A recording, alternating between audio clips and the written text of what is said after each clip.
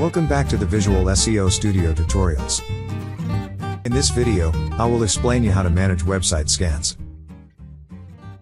In the projects tutorial, we have seen that a project can contain more crawl sessions, or site scans. When each project contains a single crawl session, the left-hand command pad is an immediate way to launch an analysis. If there are more crawl sessions, you'll have to indicate which one to use.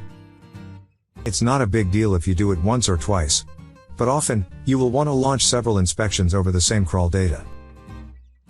The solution is using session management, which permits to manage all crawl sessions within the loaded project. By selecting a crawl session in the table, thanks to the toolbar above, you will be able to inspect it with various tools. The same commands, you will be able to access via context menu. Manage Session also enables you to rename or to delete a crawl session. Particularly useful is the Crawl Again command. It permits you to repeat a site crawl, replicating the same scan parameters used in the original scan. Things like crawl depth, maximum number of pages, or crawl speed. You can view the crawl parameters used for each exploration with the side panel session. As you can see, Manage Session is a quick access to your audit data. That's all for now.